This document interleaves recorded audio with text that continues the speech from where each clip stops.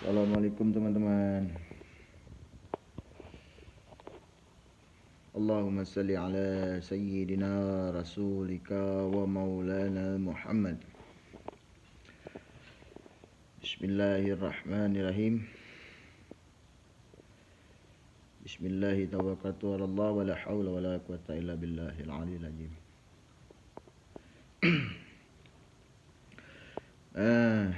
Jadi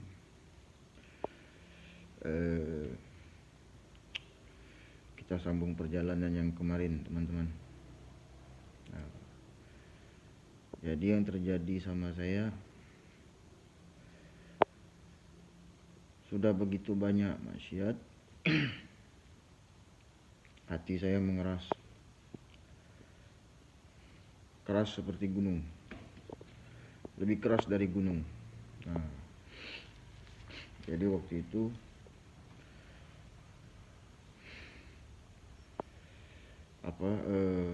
sambil saya melakukan bisnis, berdagang, buka restoran, saya kena riba. Masih juga narkoba waktu itu, teman-teman. Jadi yang saya rasakan waktu itu, ini hati sakit sekali, seperti dermas. Ini di dalam bentuknya gaib kan, bukan hati, kalbu ya. Kalbu ini keras, ini sakit, sempit. Semua orang memusuhi saya, semua orang membenci saya karena dampak dari kekerasan, dampak dari nafsu amarah. Nah, jadi pengalaman saya, cara membuka hati yang keras, metode membuka hati yang keras.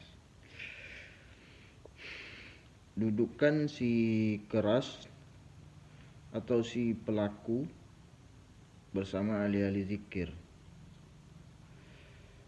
Bersama ahli-ahli zikir. Dudukkan dia, disindir, diingatkan aibnya. Tapi harus berzikir, dalam kondisi, dalam keadaan kita berzikir. Sebab kalau kita hanya memberitahu dengan sindiran, kalau tanpa berzikir, itu tidak membuka mata hati, malah makin menutup mata hatinya.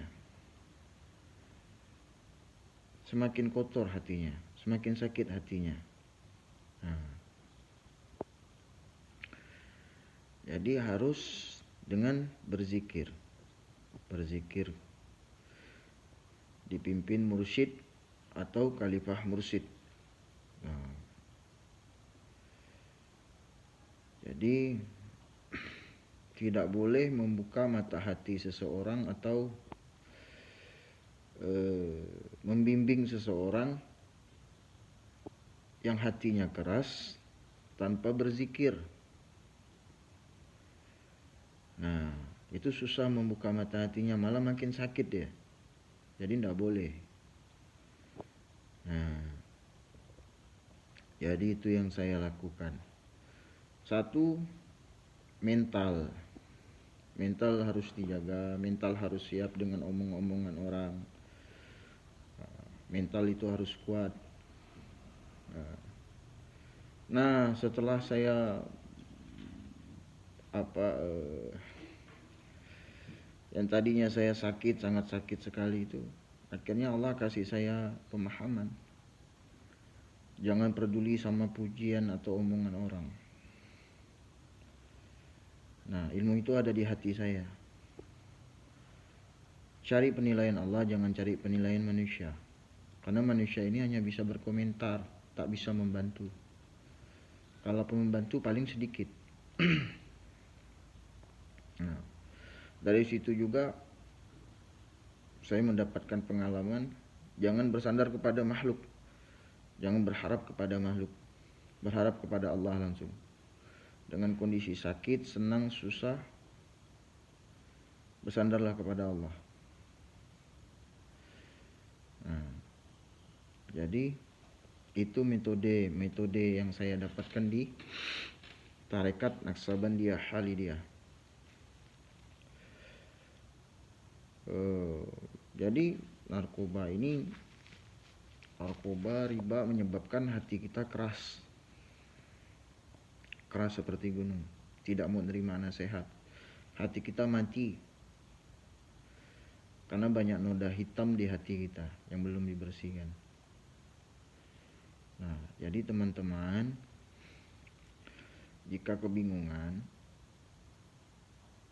ya hanya mursyid, kita wajib mencari mursyid. Biar apa? Biar hidup kita baik, biar kita bisa melihat kebenaran.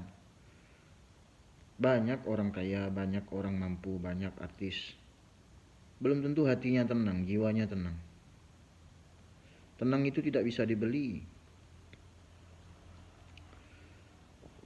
Tenang itu hanya Allah yang bisa kasih. Nah, jadi kedua, cari guru yang jangan menonjolkan dirinya, aku hebat, aku ini, itu jangan. Cari guru itu yang tidak menonjolkan dirinya sama sekali, merasa dirinya tak tahu apa-apa, merasa dirinya tak pandai, merasa dirinya tak hebat. Nah, justru itu dia yang hebat, dia yang paham. Nah, karena akhlak guru itu akan menjadi akhlak kita kelak. Nah, gitu kan? Nah, sambil teman-teman bersuluk berjalan mencari ridha Allah. Nah, mudah-mudahan video ini bermanfaat buat teman-teman yang ingin mencari kebenaran. Selama 4 tahun saya tersiksa, uang banyak, tapi hati saya tidak tenang. Nah, itu tadi. Karena jauhnya dari Allah, lalainya dari Allah.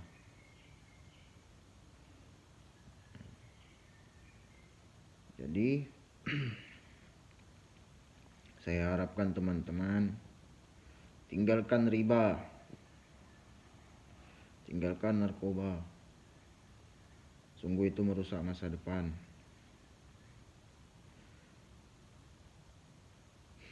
Kasihan anak dan istri, kasihan orang di sekitar kita, kasihan orang yang menyayangi kita. Mereka ingin membantu kita, tapi kita yang menolak. Ayatnya jelas, ya Muhammad, engkau tak akan bisa memberikan hidayah kepada orang yang engkau cintai, hanya akulah. Nah, jadi kan itu udah jelas, hidayah itu cuma punya Allah.